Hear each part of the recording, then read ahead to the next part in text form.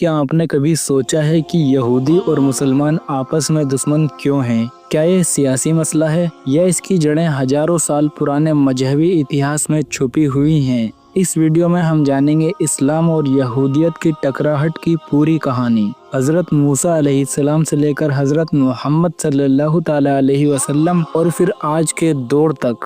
ایک کہانی جو صرف جنگ کی نہیں بلکہ حق اور باطل کے آمنے سامنے کی ہے۔ بہت سال پہلے مصر کی سرزمین پر ایک ظالم بادشاہ حکومت کرتا تھا جس کا نام فرعون تھا۔ اس کی تاناشاہی کا شکار بنے بنی اسرائیل، ایک قوم جو حضرت یعقوب علیہ السلام کی اولادوں میں سے بنی تھی۔ یہ لوگ غلامی میں تھے، زنجیروں میں جکڑے ہوئے، اور فرعون ان کے مردوں کو قتل کر دیتا تھا اور عورتوں کو زندہ چھوڑ دیتا تھا تاکہ وہ اس کی ہمیشہ غلامی کریں۔ یہودی یعنی بنی اسرائیل اس وقت حضرت موسیٰ علیہ السلام کا بے صبری سے انتظار کر رہے تھے، کیونکہ اللہ نے ایک وعدہ کیا تھا کہ ان کے پاس ایک نبی بھیجا جائے گا جو انہیں فرعون کے ظلم سے نجات دلائے گا۔ اور پھر اللہ نے حضرت موسیٰ علیہ السلام کو بھیجا۔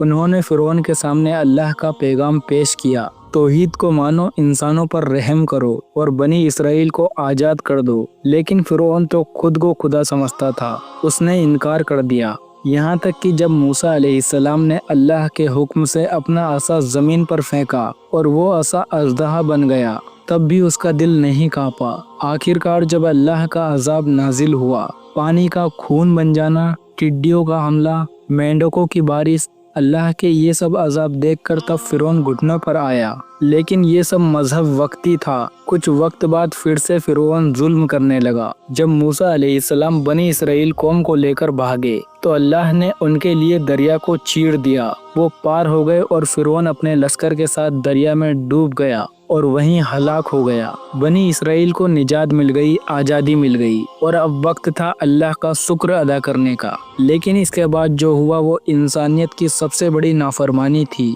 موسیٰ علیہ السلام طور کی پہاڑی پر اللہ سے بات کرنے گئے، وہاں انہیں توریت ملی، وہ کتاب جو اللہ نے انہیں دی۔ لیکن ان کے پیچھے بنی اسرائیل نے ایک بچڑے کی مورتی بنا لی، سونے کا بچڑا بنایا اور اس کی پوجا کرنا شروع کر دی۔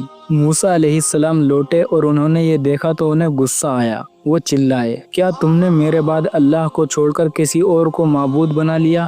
لیکن یہودی تب بھی اپنی نافرمانی سے نہیں رکے، وہ اللہ سے سیدھا بات سننا چاہتے تھے۔ جب انہیں کوہ طور پر لے جایا گیا اور وہاں بجلی اور گڑگڑاہٹ کی آواز سنائی دی، تب بھی انہوں نے صاف نہیں مانا۔ اللہ نے انہیں من و سلوہ، جنتی کھانا دیا۔ اللہ نے انہیں حکم دیا کہ ایک گائے کو ذبح کرو، لیکن وہ تانا دیتے رہے، سوال کرتے رہے، بہانے بناتے رہے۔ یہی وہ بنیاد تھی جہاں سے یہودی قوم کا دل کالا ہو گیا، جہاں سے اللہ کی دی گئی نعمتیں ان کے غرور میں گم ہو گئی اور انہوں نے اپنے ہی نبیوں کو جھٹلانا شروع کر دیا۔ یہودی ہمیشہ سے یہ سمجھتے آئے ہیں کہ وہ اللہ کے چنے ہوئے لوگ ہیں۔ انہوں نے خود کو بنی اسرائیل کہہ کر باقی سبھی قوموں سے خود کو اوپر مانا۔ ان کا یہ دعویٰ تھا کہ اللہ صرف انہی سے محبت کرتا ہے، باقی سب غیر یہودی جنہیں وہ گویم کہتے ہیں، یعنی نیچ، ناپاک اور غلام۔ یہ نسل پرستی کا زہر ان کے دلوں میں اس قدر بیٹھا ہوا تھا کہ جب بھی کوئی نبی آتے، اگر وہ بنی اسرائیل کے ہوتے تو شاید انہیں مانتے، مگر اگر باہر سے کوئی آتے تو انہیں جھٹلا دیا جاتا۔ ان کا یہ تکبر اتنا بڑا کہ انہوں نے کئی نبیوں کو قتل کیا، حضرت شمویل علیہ السلام، حضرت یشعیاہ علیہ السلام، حضرت زکریہ علیہ السلام، یہاں تک کہ حضرت یحییٰ علیہ السلام کو بھی قتل کیا۔ اور ہر بار انہوں نے یہی کہا، تو ہمارا نبی کیسے ہو سکتا ہے؟ تجھے تو ہم جانتے ہی نہیں۔ کبھی انہوں نے کتاب میں تحریف کر دی، کبھی الفاظ بدل دیے، اپنی اولادوں کو، اپنے خاندانوں کو اور اپنے مفاد کو مذہب سے زیادہ اہمیت دی۔ جب اللہ نے حضرت عیسیٰ علیہ السلام کو بھیجا، ایک نبی جو بنا باپ کے پیدا ہوئے، جو مسیح تھے، جو مردوں کو زندہ کرتے تھے، اندھوں کی آنکھوں کی روشنی دیتے، تو یہودی علماؤں کو اپنی کرسیاں ہلتی ہوئی محسوس ہوئی۔ انہیں ڈر تھا کہ اگر لوگ عیسیٰ علیہ السلام کو مان لیں گے تو ان کا دبدبہ ختم ہو جائے گا۔ انہوں نے حضرت عیسیٰ علیہ السلام پر الزام لگائے کہ وہ اللہ کے بیٹے ہیں، وہ شریعت کو توڑتے ہیں और फिर रोम के बादशाहों के साथ मिलकर ईसा अलैहिस्सलाम को सूली पर चढ़ाने की साजिश की। लेकिन अल्लाह ने ईसा अलैहिस्सलाम को अपने पास उठा लिया और कुरान में फरमाया कि ना तो उन्हें कत्ल किया गया और ना ही उन्हें सूली पर चढ़ाया गया। मगर इस हादसे के बाद यहूदियों की दुश्मनी और गहरी हो गई। अब वो उस उम्मत को भी नापसंद करने लगे जो आने वाली थी, यानी उम्मत मुहम्मदिया। जब हुजूर करीम सल्लल्लाहु ताला अलैहि वसल्लम मक्का से हिजरत कर मदीना पहुँचे, वहाँ 3 बड़े यहूदी कबीले थे, बनु कैनुका, बनु नजीर और बनु कुरैजा। उन्होंने आपकी आमद का सुना, आपकी शक्ल देखी, आपकी बातों को जाना और अपने किताबों में जो आखिरी नबी की निशानियाँ थी उन्हें पहचान भी लिया। लेकिन फिर भी उन्होंने इनकार कर दिया, सिर्फ इसलिए कि ये नबी बनी इसराइल से नहीं है बल्कि इस्माइल अलैहिस्सलाम की औलाद में से हैं। हसद की आग यहूदियों के दिलों को जला रही थी। हुजूर करीम सल्लल्लाहु ताला अलैहि वसल्लम ने उनसे अमन का मिसाक किया, मदीना में कानून बनाया कि तुम अपने मजहब पर रहो और हमें अपने मजहब पर रहने दो और एक दूसरे की मदद करो। मगर ये उस वक्त भी धोखा देते रहे।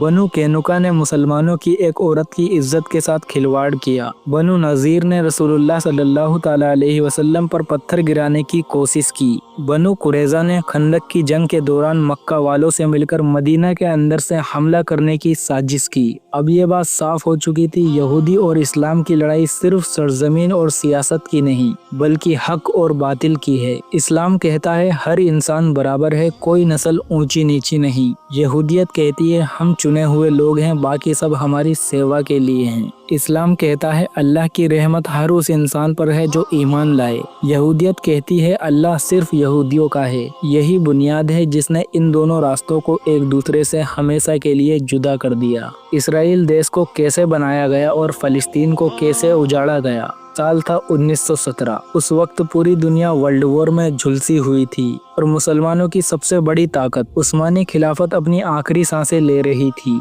ये वही वक्त था जब ब्रिटिश साम्राज्य ने एक ऐसा वादा किया जिसे आज भी बेलफोर डिक्लेरेशन के नाम से जाना जाता है। ये एक चिट्ठी थी जिसमें अंग्रेजों ने यहूदियों से वादा किया था कि अगर वो उनकी मदद करेंगे तो उन्हें फलस्तीन में एक यहूदी देश बना कर देंगे। अब ध्यान दीजिए, फलस्तीन वो सरजमीन है जहाँ मस्जिद अल अक्सा है जो मुसलमानों का पहला किबला था, जहाँ से हजरत मोहम्मद सल्लल्लाहु ताला अलैहि वसल्लम मेराज पर गए थे। एक मुकद्दस सरजमीन जिसकी हिफाजत मुसलमानों की जिम्मेदारी थी। लेकिन जैसे ही 1948 आया, पूरी दुनिया की साजिशों से यहूदी फलस्तीन में आकर बस गए। लाखों यहूदियों को यूरोप और रूस से लाकर फलस्तीन में बसा दिया और एक दिन अचानक नक्शा बना और कहा गया अब ये इलाका इसराइल है। सोचिए जरा, किसी के घर में घुसकर उसके ही कमरे में कब्जा कर लिया जाए और कहा जाए कि अब ये तुम्हारा नहीं हमारा है। यही फलस्तीनियों के साथ हुआ। हजारों फलस्तीन बेघर कर दिए गए,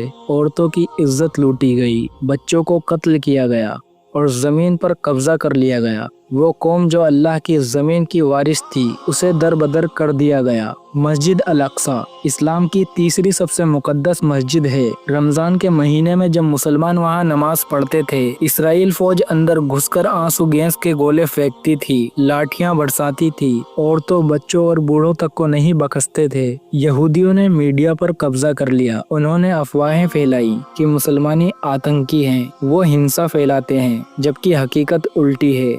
जुल्म वो खुद कर रहे हैं और आतंकवादी मुसलमानों को बताते हैं। यहूदियों की ये नफरत क्यों है? क्योंकि वो जानते हैं इस्लाम उन्हें आईना दिखाता है। इस्लाम इंसाफ की बात करता है और इंसाफ उनके मफाद के खिलाफ है। इस्लाम बराबरी की बात करता है, जबकि यहूदी नस्ल परस्ती में डूबे हुए हैं। उन्हें डर है कि अगर इस्लाम उठ खड़ा हुआ तो उनकी झूठी हुकूमतें गिर जाएंगी, इसलिए वो मुसलमानों को तोड़ना चाहते हैं, कभी मीडिया से, कभी बमों से, कभी अफवाहें फैलाकर। अब सवाल उठता है, क्या ये लड़ाई कभी खत्म होगी? क्या यहूदी और मुसलमान फिर से साथ रह सकते हैं? इस्लाम का जवाब सीधा और साफ है। इस्लाम कहता है अगर कोई यहूदी भी ईमान ले आए तो वो हमारा भाई है। इस्लाम कहता है लड़ाई मजहब की नहीं, जुल्म की है। इस्लाम कहता है दुश्मनी सिर्फ उससे करो जो हक से इनकार करे और इंसाफ से मुंह मोड़े। हुजूर करीम सल्लल्लाहु ताला अलैहि वसल्लम ने हजरत अब्दुल्ला बिन सलाम रजी अल्लाह ताला अन्हु को गले लगाया था, जो यहूदी थे मगर ईमान लाकर सहाबी बन गए। तो ये दुश्मनी नस्ल की नहीं अकीदे की है, तकब्बुर और हक के टकराव की है। अगर तुम सोचते हो कि ये मसला सिर्फ फलस्तीन का है तो तुम गलती कर रहे हो। ये तुम्हारी इज्जत का मसला है, तुम्हारी मस्जिद का मसला है, तुम्हारे रसूल की उम्मत का मसला है। यहूदी आज तुम्हारी जान के प्यासे इसलिए हैं क्योंकि उन्हें पता है कि अगर मुसलमान एक हो गया तो कोई ताकत नहीं जो यहूदियों का साम्राज्य बचा सके। यही वक्त है जागने का, अपने नबी की विरासत को समझने का। कुरान को पकड़ो और अपने दिलों से डर को निकाल दो, क्योंकि ये लड़ाई सिर्फ तलवार की नहीं, कलम की भी है, इल्म की है और हक की है। अगर तुम चाहते हो कि दुनिया हक को जाने तो वीडियो फैलाओ और कमेंट में बताओ, क्या तुम अब भी खामोश रहोगे?